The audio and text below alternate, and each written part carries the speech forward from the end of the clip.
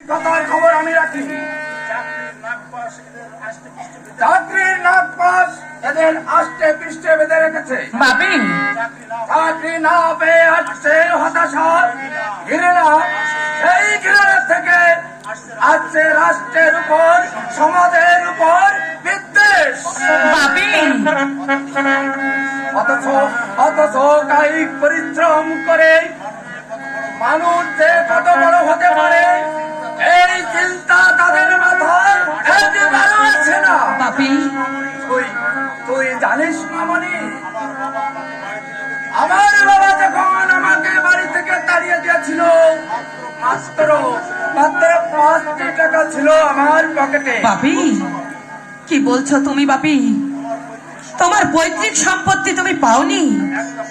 একটা পয়সাও না। অসৎ বর্ণে বিবাহ করেছিলাম বলে বাবা আমাকে যে ত্যাগ করেছে। বাপি, কত আমি মিলিয়নের বাসন ফেরি করে বেরিয়েছি, উপোস করে রাত কাটিয়েছি। বাপি, মাত্র 30 টাকার বেতনে কারখানার কুলি কাজ। বাপি, আমার জীবনটা হচ্ছে সংগ্রামী জীবন। বাপি, তুমি একটিবার ওকে সুযোগ দিয়ে দেখো। ও যদি না পারে তাহলে তুমি ওকে তাড়িয়ে দিও বাপি। কিন্তু ও যদি আমাকে তাড়াবার চেষ্টা করে, তোমাকে তাড়াবে? কি বলছো তুমি বাপি? তাই বুঝি কেউ তাড়ায়? চাকরি দেবার পর ও যদি বলে আপনি 4 তলা প্রাসাদ তুল্য অট্টালিকায় বাস করছেন, ওই বাড়িতে থাকার কোন অধিকার তোমার নেই। বাপি, তাই কখনো বলে বুঝি বাপি? বলে মামনি বলে। এ যুগের তরুণ মানসিকতার ডালে আশ্রয় নেই, সেই ডালটাই কেটে ফেলতে ওরা বদ্ধপরিকর। বাপি, তবু তোর আমি অনুরোধ রক্ষা করবো মামনি। কিন্তু আমার অঙ্কটা যে মিলছে না।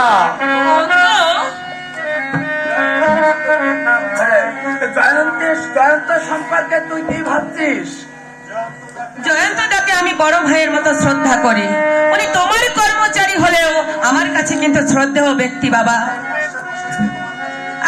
আমি বরং মাস্টার মশাইকে তোমার কাছে ডেকে নিয়ে আসছি বাবা। অঙ্কটা আমার যেন কেমন গোলমাল হয়ে যাচ্ছে। তোর সঙ্গে মেলামেশা করতে দেখে ওর মনটা হয়তো এই ছেলেটার দিকেই ঝুঁকেছে। নীরবাবু কথার সঙ্গটা আমার আরো দৃঢ় হলো। এখন দেখছি। Good morning sir. মর্নিং। তারপর কি খবর বলো? ওর চাকরির কথা জয়ন্তী আপনাকে কিছু বলেনি? বলেছে, কিন্তু আমি তোমাদের আচরণে একেবারে খুশি হতে পারিনি। চাকরি দেব আমি, তোমরা কেন মুক্তার ধরতে গেলে? বেয়ারা হাকিম বলে। তার মানে ও বলতে চাইছে যে আপনি একটু কড়া প্রকৃতির মানুষ, যদি সরাসরি বলে আপনি হয়তো গেট দেখে দেবেন।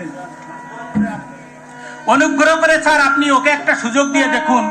আমার দৃঢ় বিশ্বাস অনুপ তার যোগ্যতা অনুসারে তার দায়িত্ব পালন করতে পারবে। কুলির কাজ করতে পারবে। কুলির কাজ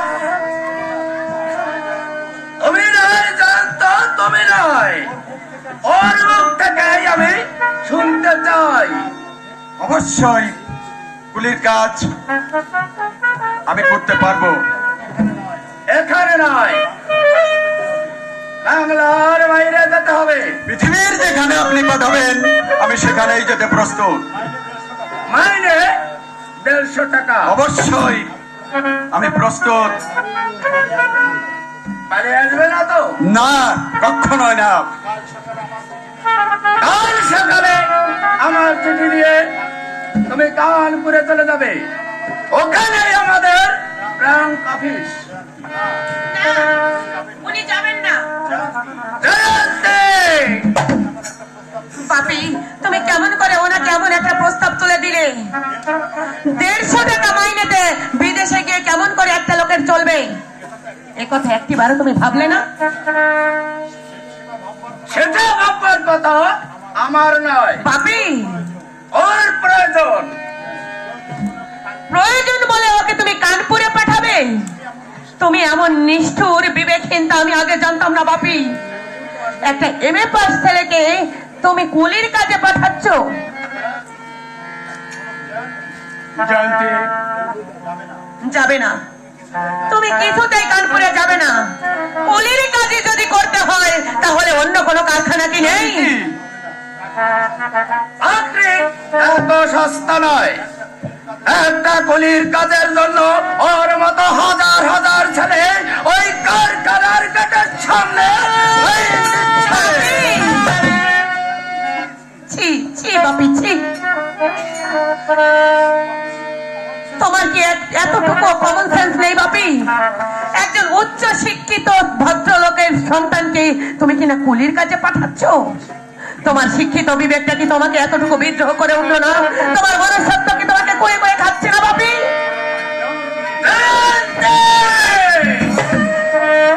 আমার যদি সহস্র কণ্ঠ থাকতো বাপি, তাহলে আমি সহস্র কণ্ঠে চিৎকার করে বলতাম, অর্থের অহংকারে তোমার বিবেক মনুষ্যত্ব সবকিছু হারিয়ে গেছে বাপি। তুমি তুমি নিষ্ঠুর হয়ে গেছো বাপি, তুমি নিষ্ঠুর হয়ে গেছো, তুমি নিষ্ঠুর হয়ে গেছো। জয়ন্তী, জয়ন্তী, মিস চ্যাটার্জির হয়ে আমি আপনার কাছে ক্ষমা চাইছি। উনি হয়তো ভাবছেন বিদেশে আমার খুব কষ্ট হবে।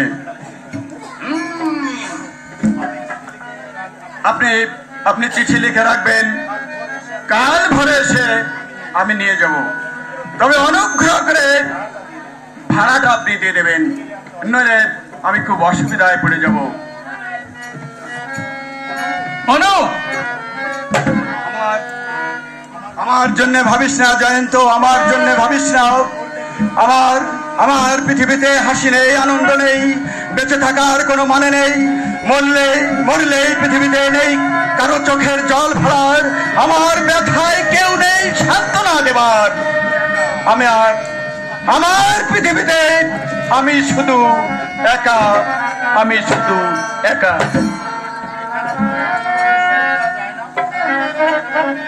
একটা সুযোগ দেওয়া যায় না স্যার? কেন? না মানে সামান্য মাইনেতে অত দূর। তুমি তুমি আমাকে এত নিষ্ঠুর কি করে ভাবলে জয়ন্ত? না মানে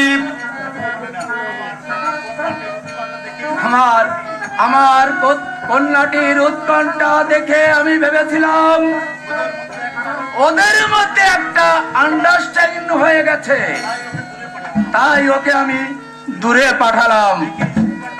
দেখি এর উৎকণ্ঠা কতখানি নির্ভেজাল। কিন্তু কুলির কাজ দিয়ে কুলির চাকরি নয় রে জয়ন্ত, কুলির চাকরি নয়। ওকে আমি পাঠালাম কানপুর ফ্যাক্টরির অ্যাসিস্ট্যান্ট ম্যানেজার হিসাবে।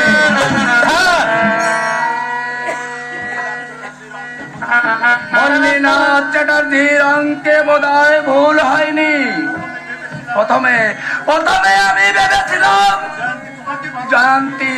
জয়ন্তী তোমাকেই ভালোবাসে, কিন্তু আগে না স্যার, জয়ন্তী আমার ছোট বোনের মতো। আমি জানি ইয়ং ম্যান। হ্যাঁ, এসব কথা তুমি যেন কাউকে বলো না, এমনকি অনুজ্ঞাও নয়। ভগবান, সত্যি তুমি দয়াময়, সত্যি তুমি আছো। নইলে মল্লিনাথ বাবুর এতখানি দয়া হবে কেন অনুপের প্রতি? এতদিন পরে অনুপ একটু সুখের মুখ দেখতে চলেছে। ওকে সুস্থ রেখো ঠাকুর,